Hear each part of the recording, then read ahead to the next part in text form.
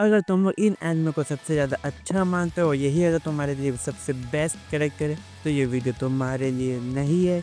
अगर तुम्हारी हिसाब से हिंदी डब हमेशा बेकार ही रहेगी एनिमे के मामले में, तो ये वीडियो तुम्हारे लिए नहीं है। और मैं भी इस बार रोंग प्रूफ हुआ हूँ।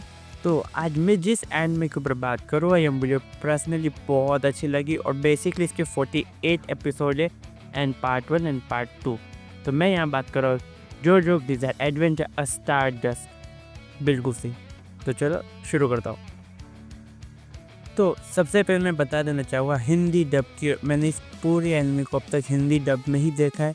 इसके बेसिकली 48 एपिसोड है, बट मैं इसको 2 पार्ट में देख रहा हूँ। बेसिकली इंटरनेट पे भी यही बताया कि इसको भी 2 पार्ट में रखा गया है, बट हाँ ये तुम्हें एक साथ मिल जाएगी यूट्यूब पे मुझसे इंडिया पर हिंदी डब के साथ। एंड मैं सच कहा हिंदी डब कमाल की।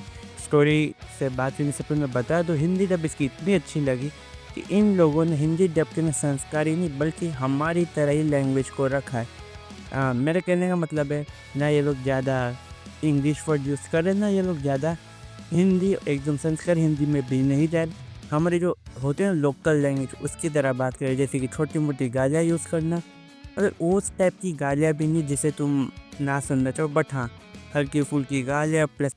एक कमीने, क्या लिख रहा है तू? तुम्हारी हर एक गुस्ताखी मैं इसमें लिख रहा हूँ, सूद समेत बदला लूंगा। बात यह है कि मैं थोड़ा भुलक्कड़ हूँ।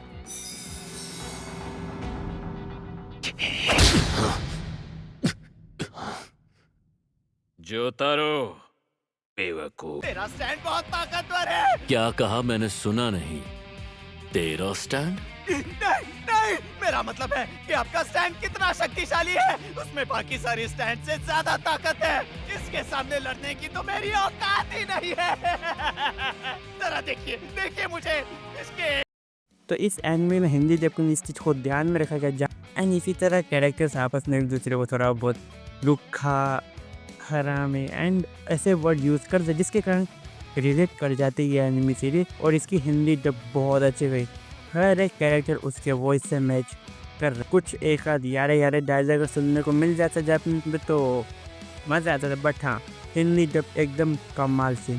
तो सबसे पहले मैं बात करूँगा जो स्टारडस्ट की स्टोरी के बारे में। स्टोरी कहाँ से, अब जिन लोगों ने अगर पार्ट 1 देखा होगा, आई मीन सीज़न 1 में बोलना चाहूँगा, जिसमें 2 पार्ट थे एंड वहाँ पे 2 जो मैन थे, जोनाथन एंड जोसेफ जोस्टार। अब जिन्होंने अगर सीज़न 1 देखा उनको अच्छे से आइडिया होगा जोसेफ की स्टोरी और जोनाथन की स्टोरी। अब ये है सीज़न 2 जिसके अंदर स्टारडस्ट को बोला गया, टाइटल बेसिकली स्टारडस्ट है। इसके अंदर जो मेन एलिमेंट होगी उनके स्टैंड। अब ये स्टैंड क्या है? स्टैंड बेसिकली एक कैरेट कार के हिसाब से इसको थोड़े बहुत कैरेक्टराइज किया गया है। प्लस कुछ इंसान ऐसे होंगे जिनकी सोल एनर्जी से ही वो पावर बनती है, तो वो एक डिवाइन टाइप की एनर्जी होती है जो उस इंसान की एनर्जी को शो करती है, जिससे वो उसको प्रोटेक्ट करती है एंड वो उसलिए लड़ती। एक तरीके से थोड़ा बहुत तुम जब सीरीज़ देखो तुम्हें आइडिया आ जाएगा।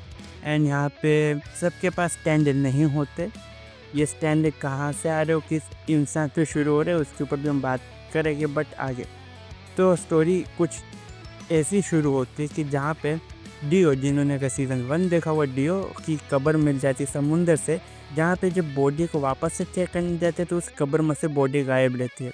एंड हमें फिर पता चलता है कि डियो ने, मतलब डियो जो जोनाथन का भाई था, उसने जोसेफ की बॉडी को, जोनाथन की बॉडी को यूज़ करना शुरू कर दिया, जो हमारे सीज़न 1 के, जो सीज़न 1 में हमारा पहला जो था। एंड उसकी बॉडी यूज़ कर ली एंड उसकी बॉडी के कारण स्टैंड एनर्जी अब थोड़ी बहुत आने लगी है, जितनी भी उसकी जनरेशन, जोनाथन की जनरेशन में।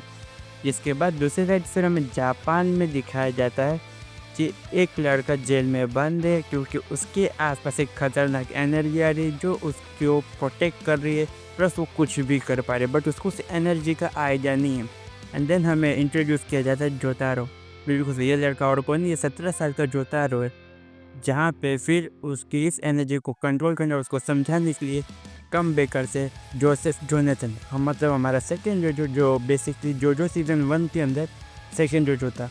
हाँ, यहाँ पे वो एक ओल्ड है और जोतारो असल में इसका असल में एक नाती लग। तो इसी तरह यहाँ पे जो देन जोसेफ जो है जोतारो को और उसकी बेटी जो जोतारो की माँ है उनको एक्सप्लेन करता है कि स्टैंड क्या है एंड डियो का कमबैक हो चुका है वापस से एंड डियो असल में इसका द ग्रेट ग्रैंडफादर लगता है। सबसे पहले तो ये चीज़ अजीब होती है जहाँ पे आगे जाके एपिसोड के अंदर जो स्टैंड जैसी एनर्जी जोतारो उसको कंट्रोल कर लेता है, जोसेफ भी उसको कंट्रोल कर लेता है, बट जैसी उसकी डॉटर के अंदर वो चीज़ देखने को मिलती है, जोसेफ की डॉटर के अंदर जो जोतारो की माँ है वो इस चीज़ को हैंडल नहीं कर पाती, जिसमें ज़्यादा चांस है कि वो 50 दिन के अंदर मर सकती है, जिसके कारण जोसेफ के साथ उसका आया हुआ एक नया असिस्टेंट हम बोल सकते हैं मोहम्मद अब्दुल देन कोकोइन जो रिसेंटली जोतारो का फ्रेंड बनता है, इनिमिटी फ्रेंड बनता है, ये चारों उस सफ़र में निकल जाते हैं। अब जहाँ भी इनको पता चलता है डियो जो है असल में इजिप्ट में है, जहाँ से ये लोग जापान से निकल जाते हैं, इनका प्लान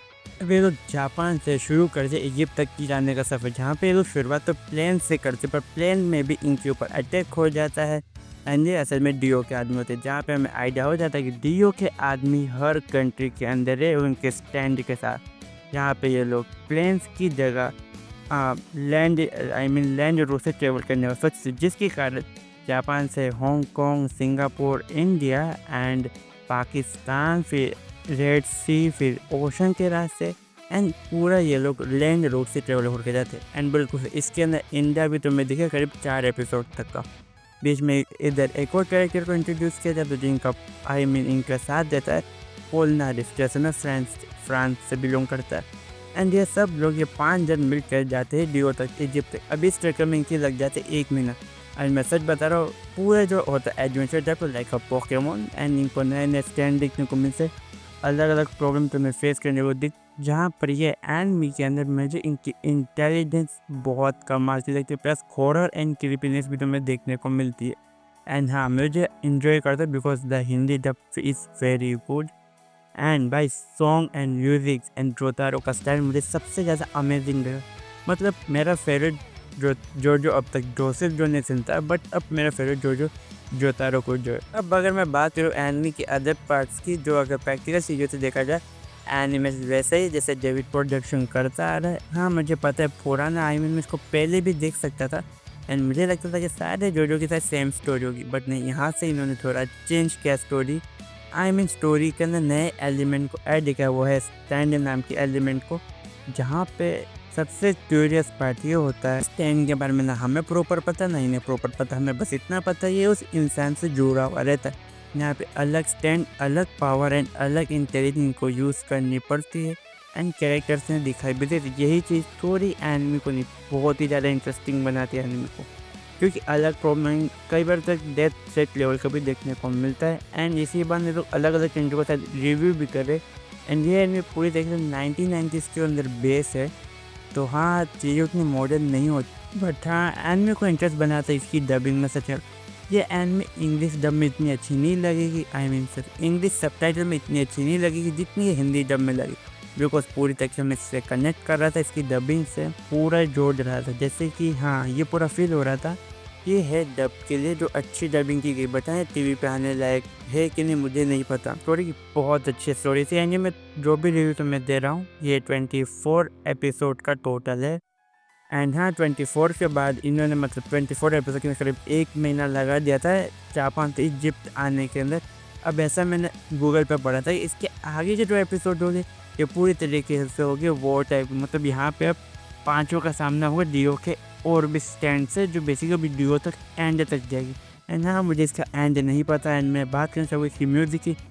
कमाल का म्यूज़िक, मतलब एक ओरा फार्मिंग आज के टाइम जो वर्ड चल रहा है मुझे इसका आइडिया नहीं, बट हाँ इसका म्यूज़िक जो है मस्त है। इवन मैं यहाँ पे इसकी ओपनिंग और एंडिंग की बात नहीं कर रहा हूँ, वो दो तो कमाल की मैं बात कर रहा हूँ जोतारो की BGM की।